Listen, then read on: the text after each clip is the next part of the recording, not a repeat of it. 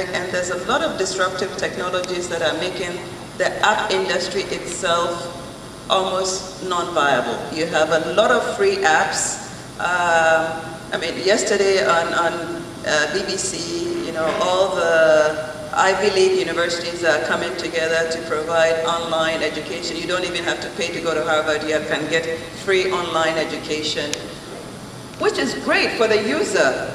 But for the local app developer, it makes it very challenging to really compete because there are all these open systems that make it very difficult to compete from the local. I think what we need to work at it better. I'm surprised. I wish there had been a policy person here because it's a policy issue. Well, he's a regulator. He's a regulator, but it's a policy issue. It's not because we need to compete, but it's because we need to be able to have developers from Ghana competing, whether it's for free. We need to find a way of compensating them to develop these apps. I think that's where the challenge is. Yeah, I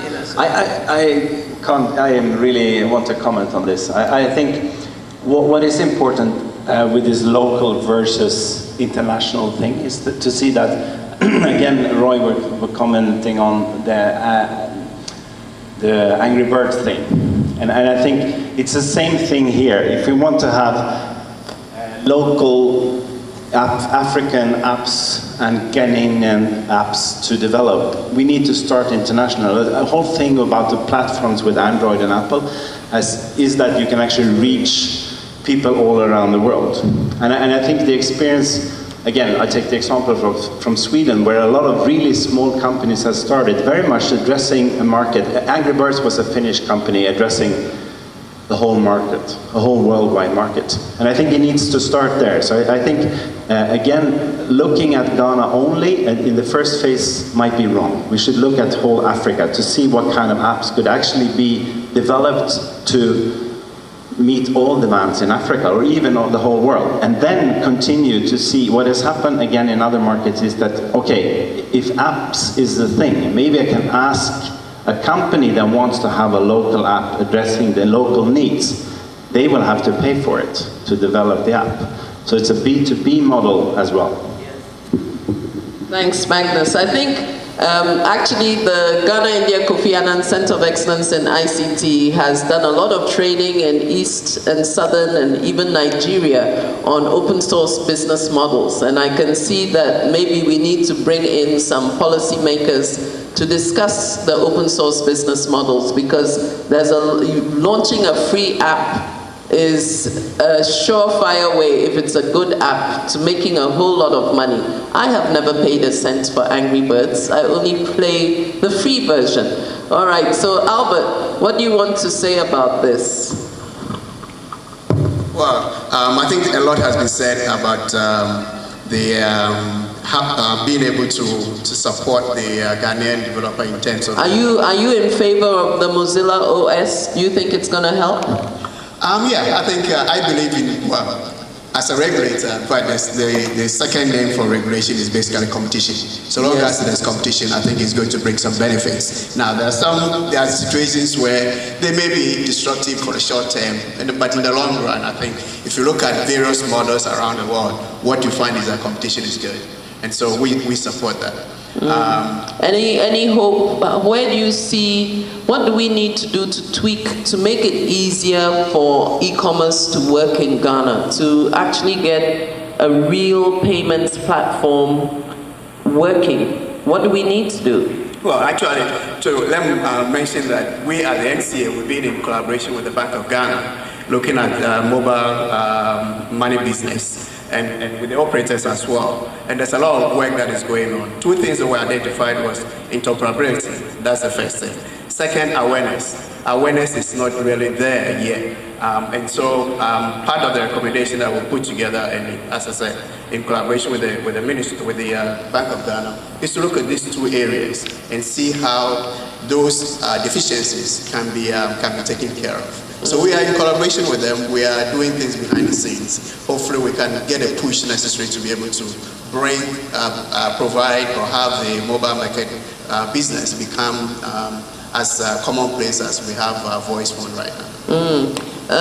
Yes, Dr. Bafo.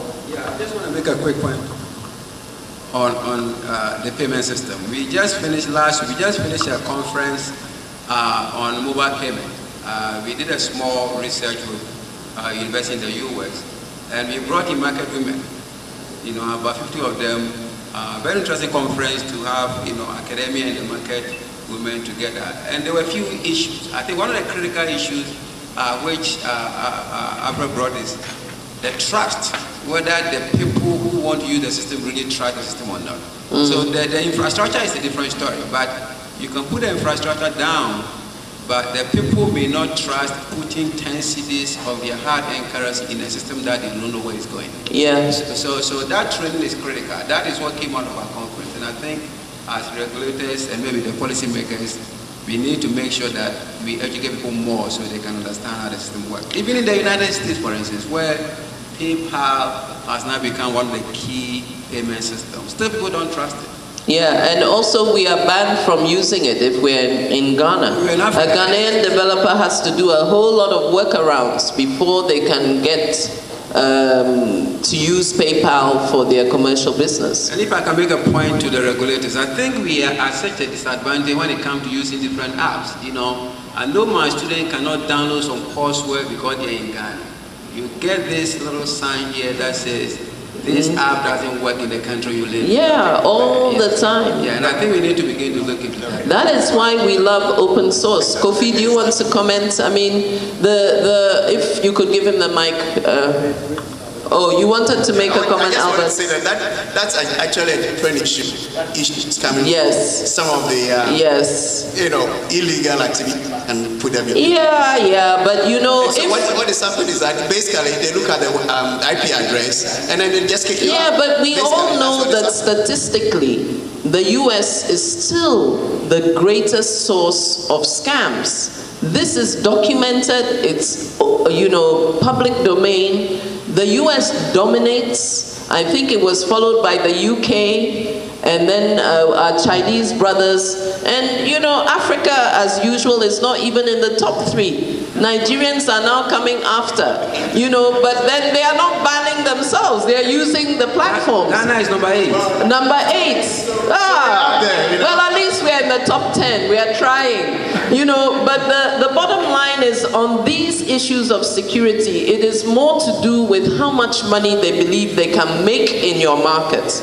If they believe they're going to make enough money, then they will go around, because for a long time, Russians also couldn't use these platforms. And then when they woke up to the number of billionaires in Russia, the structure of the economy in Russia, they did everything to fix this. So I'm not sympathetic at all, and as far as I'm concerned, the fact that every 419 group has a technical lead. So at least some skills are being developed. They can be harnessed later for more productive things. Yes? I think Mavis made a really important point earlier on how we could actually get the local industry going.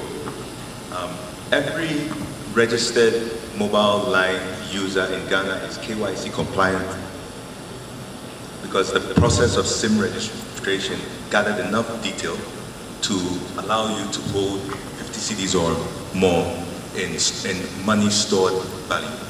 2, you have mobile penetration, which is arguably over 100% now. But let's say even in terms of individual users, we know it's more than 5 times the number of bank accounts. So you have active phones, and you don't even need smartphones when it comes to making basic money transactions with your mobile phone. Now, supposing government agencies